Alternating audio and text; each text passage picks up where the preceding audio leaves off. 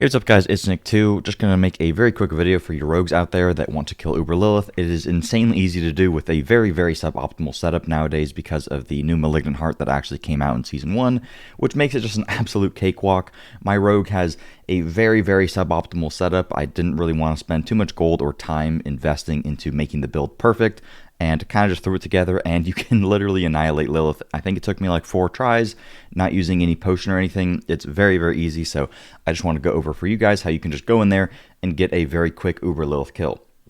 Real quick, I'll just show you guys the damage. My damage could be, I think, like significantly better. There's way more that I need to optimize, and again, I don't even have a potion on, but it's more than enough to actually kill the boss, and I'll just go over the things that you guys need to know in order to just go in there and get yourself a very easy kill.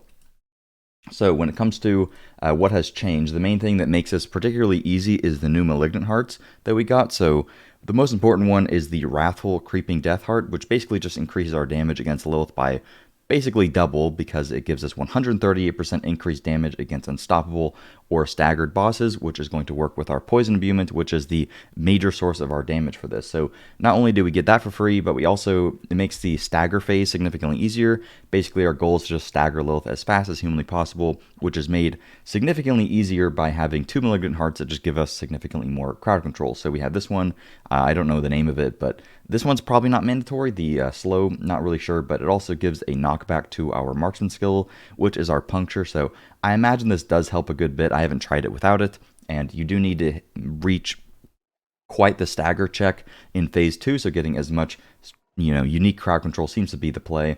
And then I also have the stun grenade one. So this is just a whole bunch of crowd control.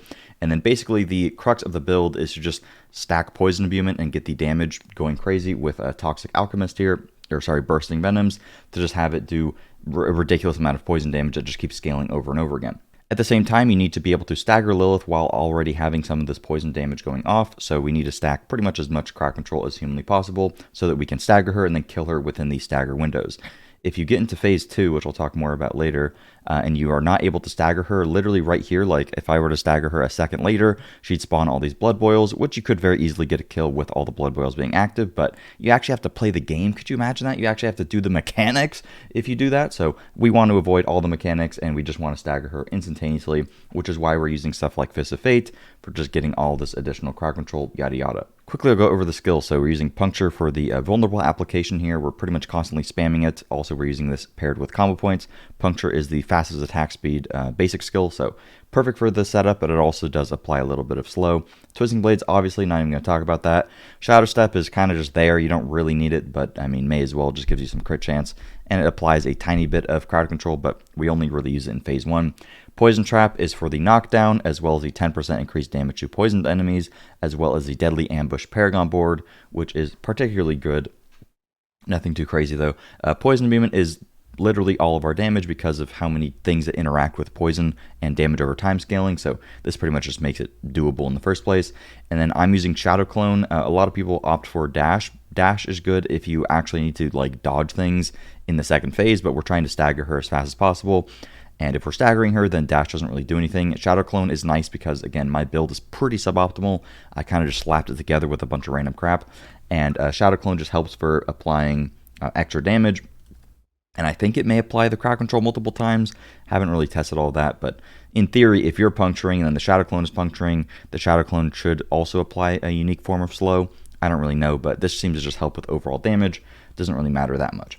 When it comes to the skill tree here, I am using Puncture with the Vulnerable, Twisting Blades with the Guaranteed Daze, which is very good for crowd control, a little bit of damage reduction, Shadow Step with the crit chance, Weapon Mastery 3, Poison Trap for the knockdown as well as the damage increase, Exploit Malice, Poison Imbuement with Blended, and then 3 points into Deadly Venom, 3 points into Frigid Finesse because the boss does count as frozen when she's actually staggered, so you do a lot of damage there.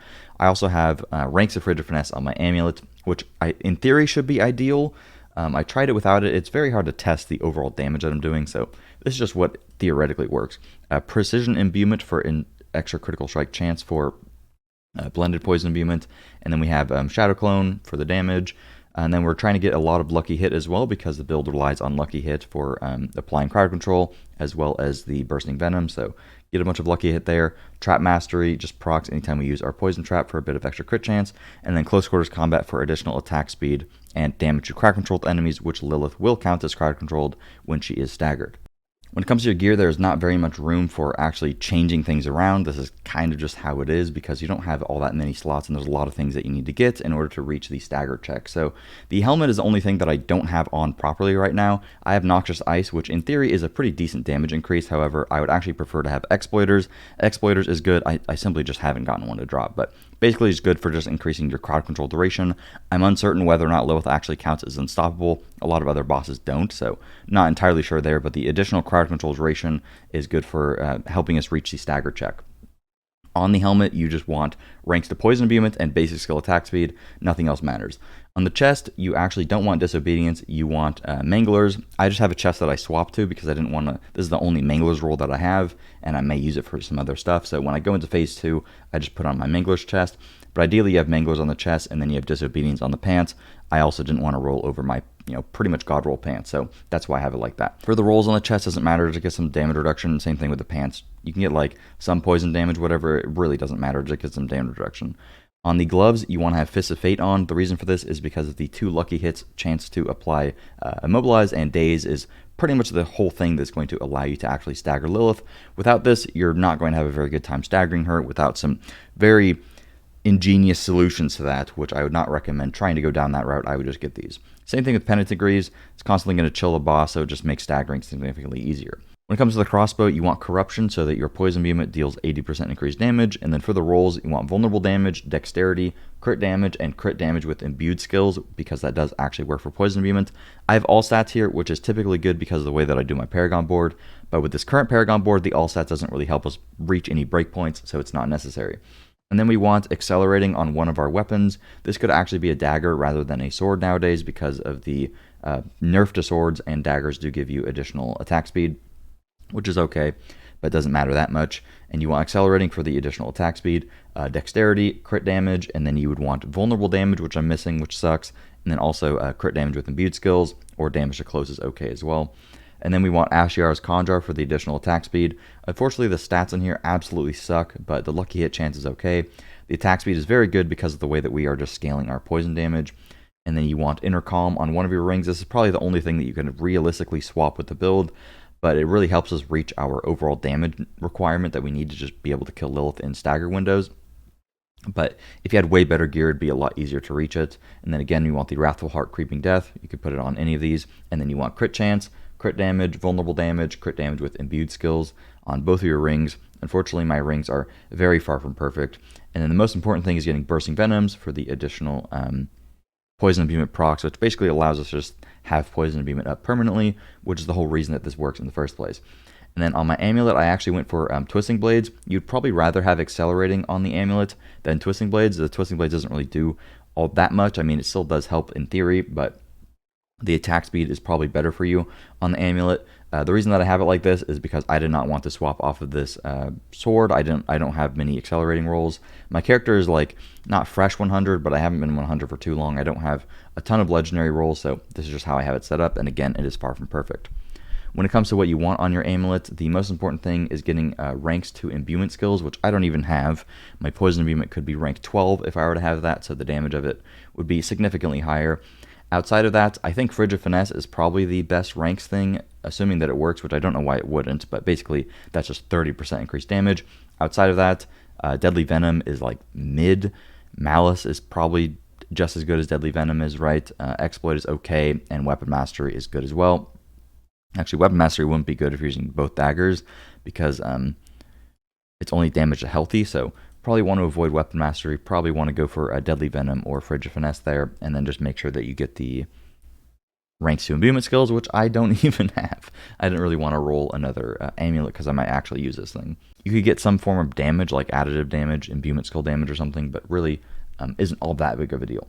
We're going to be playing combo points and not inner sight. The reason for this is we need to use Puncture relatively frequently anyways to apply Vulnerable, and also Puncture is going to apply Slow if it were to crit, so that just helps us reach our crowd control requirement, as well as it knocking down technically. I don't even know if this works, but I would assume it does work, the knockdown with the puncture. And it also just increases our damage overall, so this ends up working out pretty well for us. When it comes to the Paragon board, honestly, I just completely copied this from Lucky Luciano, so thank you, Lucky. Link to him will be in the description. I do think there's probably some room for improvement. I'm not 100% sure, though. He spent way more time on it than I have, and honestly, I just wanted to copy what worked because I want to focus on making my tier 100 build rather than focus on like optimizing Lilith. If it works, it works. It's super easy to go in there and kill her now with the amount of damage that we have, so optimizing it I don't really think matters all that much, and it's pretty well set up. So big thanks to Lucky. Build planner will be in the description if you guys want it. But basically, first board, we just go closer. Second board, we go Deadly Ambush with our Poison Trap, as well as Bane. Bane is one of the main reasons that we can even do as much damage as we are doing, so make sure you get this leveled up. Poison damage effects have a 10% chance to deal double the amount of damage over their duration. This is why you stack attack speed, because you just basically are proccing this chance over and over and over again, which is your goal. Then we go into Cheap Shot board with Tracker, which is another good thing. Poison damage effects just last longer. And then you just get a little bit of damage stuff here, but not all of it is too relevant. And then Exploit for a decent little buff down here. Probably an argument to be made to not grab Exploit and to fill in some more additive damage nodes, but you know, who cares, right? You do more than enough damage as it is. Turf here for the damage to close. In the, what board is this? Cunning Stratagem board, and then we go Exploit Weakness with the combat glyph for a lot of extra crit damage. Again, link to this will be in the description, and a big thanks to Lucky Luciano for posting this so we can all copy him. When it comes to the fight itself, I have not done Lilith like 1,000 times on my rogue like I have on my Necromancer. I kind of just went in here and just spammed a bunch of buttons, and the boss died. If you have a lucky hit elixir and you have better gear than I do, it should be significantly easier than it was for me, and I was able to do it pretty easily. But the most important thing to note is that you do not want to use your Shadow Clone instantly like I did here. And also, try to get lucky hit elixirs. The 30% lucky hit chance is really going to help you, or you could get demon slaying elixirs. I don't have one, but it shouldn't matter that much, right? But don't walk in and instantly press your Shadow Clone. That's not going to help you. Ideally, what you want to do here, right off the bat, is just like spam your puncture, use a couple twisting blades here and there, get the stagger to around like, 30, 40%, and then start spamming your poison beam to get all the poison stacked up, and then basically, Lilith will get staggered at some point, and hopefully you have enough poison damage going into that stagger, and hopefully you keep getting procs with your poison pool that you can just burst Lilith down within the stagger window. If you're not able to burst her down within the stagger window, she'll just, bug out, so just die and go again. Unfortunately, the consistency with this is not fantastic unless you have a very perfectly set up build. As you can see there, I swapped to my other chest that has manglers on it, because I needed it for the crowd control. The consistency of this is not fantastic. I can't go in here and kill her 100 out of 100 times, because haven't done it a lot, build isn't perfect, blah, blah, blah. But if you're just going in there and trying to get a kill, it's pretty easy. Just keep in mind that you are somewhat at the mercy of RNG because of the way that a lot of our build is lucky hit reliant. But if you have more lucky hit chance, better gear, yada, yada, it'll be significantly easier, and the consistency will be there the better that you get at this. But basically, I just spam my Puncture Bind while spamming my Twisting Blades Bind, while spamming my Poison Beam Bind, and that seems to work fine for me. I don't know if that's perfect. I'm not the best, rogue Lilith killer in the world, but as you can see, I'm pretty much just spamming like a psychopath. You could probably make the argument for wanting to get to 3 combo points before pressing a Twisting Blades. If there's any, rogue geniuses in the comments, let me know and I'll pin the comment. But I've pretty much just been spamming Puncture like a noob, and it works perfectly fine. So as you can see, Lilith got bursted down, and that is pretty much it. It's very, very easy. I guess one thing to keep in mind is maybe you want to stand still for intercom or something, but you kind of just go in there and you kind of just blast her down and just spam your buttons. So I'll just show it again, but that is pretty much it. Should be very easy. I didn't want to dedicate too much time to this. There's probably a lot of optimizations that I could make to make it a lot easier, but honestly, it's so easy now with the Malignant Hearts and stuff. Like, you don't have a reason to go in there and kill her 100 times back to back, right? So as long as you get your first kill, that's all that really matters. So hopefully this helps you guys get your first kill. I'm going to be transitioning the build into a tier 100 build, which is why mine is so suboptimal, because I just didn't want to spend the materials and, kind of ruin a lot of my gear that I plan to use for my T100 build. Super close to 200k subs, so feel free to sub if you have found anything helpful. And the T100 build should be posted tomorrow, day after, I'm not too sure yet. As you can see, though, you need to stagger her very, very quickly.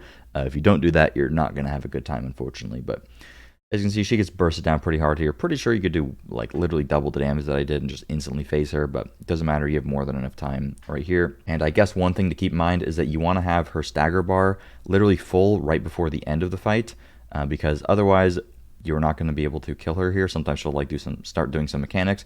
You want to be able to just instantly stagger her so she doesn't do any mechanics and then she just falls over. That's pretty much it for the video though. Thank you guys so much for watching, and I will see you guys later. Peace.